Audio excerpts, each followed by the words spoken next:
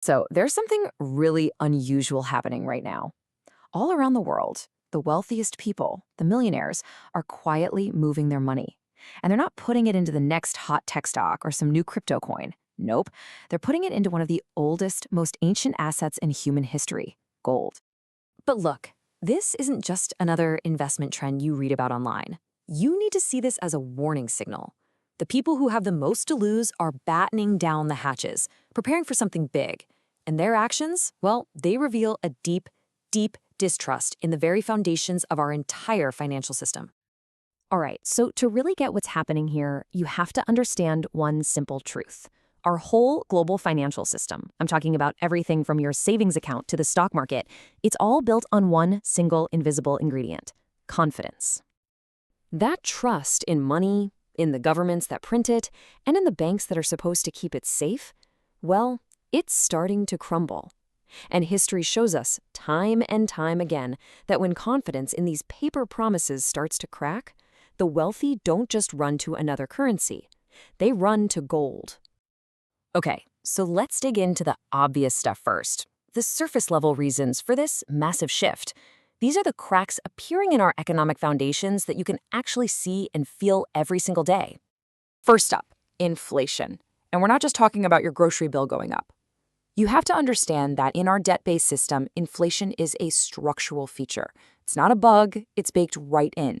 It's a design that systematically eats away at the value of your savings, basically transferring wealth from people who work and save to those who own assets and can borrow money on the cheap. And just how bad is it? Well, it's staggering. Since 1971, the year the US dollar was completely cut off from its gold backing, the average dollar has lost 85% of its purchasing power. Just think about that for a second. What you could buy for $1 back then now costs you more than $6. That is not an accident. It's a feature of the system. Next, you've got this just absolute mountain of debt. The US national debt alone has blown past $34 trillion. And this isn't just an American problem. Pretty much every major government in the world now runs on massive deficits, essentially borrowing from the future to pay for today. And what does that do? It creates a constant need to print more money, which just fuels more and more inflation. And get this, it's not just regular people losing faith. As you can see right here, central banks, the very institutions in charge of our currencies, are hoarding gold at record levels. We're seeing countries like China, Russia, and India leading the charge, quietly getting out of the US dollar and stocking up on physical gold. You know, when the managers of the whole system start stockpiling the ultimate escape plan, that's a massive red flag. And here's the thing. None of this is new. We have absolutely seen this movie before. This is a pattern, a cycle that has played out in every major empire in history, from ancient Rome all the way to modern America. Every single empire eventually reaches a point where its debts just get too big, and the response is always the same. They debase the currency. Rome started mixing its silver coins with cheap copper.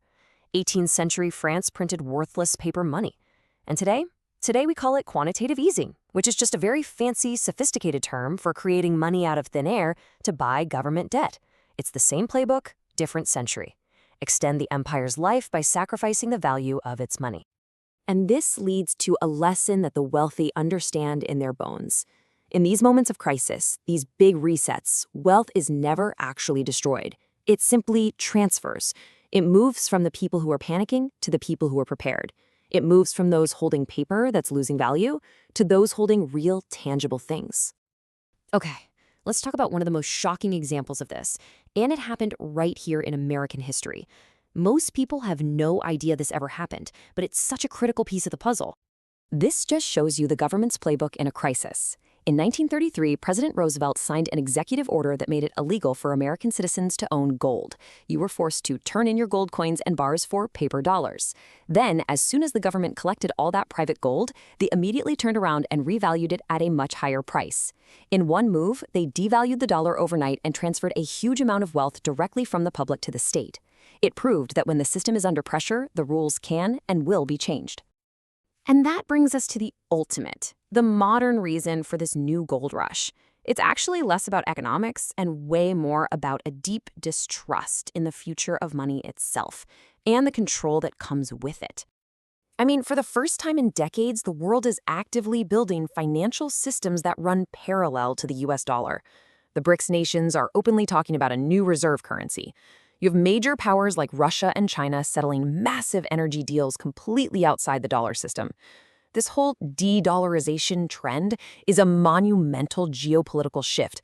It's the world getting ready for a future where the US dollar isn't the only game in town. And this is where things get, well, a little futuristic, and for some people, pretty darn scary. Governments all over the world are racing to launch something called central bank digital currencies, or CBDCs. Now, on the surface, they'll tell you CBDCs are all about efficiency. But just look at the features here. This is money that can be tracked, programmed, and completely controlled by a central authority. Your spending could be limited, it could be taxed instantly, it could even be blocked with the flip of a switch. For the wealthy, this is the ultimate loss of financial freedom. And gold? Gold is the polar opposite. It's private, it's untraceable, it's decentralized, and it exists completely outside of that digital control grid. Okay, let's wrap this up by bringing it all back to you, because this is not just a story about millionaires trying to protect their fortunes. This is about a fundamental change in the very nature of money that's going to affect every single one of us. And this is where you see the great paradox, right? Mainstream financial media, they'll often dismiss gold as some old, outdated relic. Financial advisors tell the average person, just buy index funds, hold on to your dollars. And yet, behind the scenes, the smartest money in the world, we're talking central banks, billionaires, they are quietly stacking up the very asset they tell you and me to ignore. And it is so important to understand why they're buying it. Gold is not a speculative bet. It's not meant to make you rich overnight. Its real purpose is to keep you from becoming poor. Think of it like a fireproof safe for your wealth during times of chaos. It's financial insurance against the failure of the system itself. So the next time you see a headline screaming that gold has hit a new all-time high, I want you to reframe that in your mind.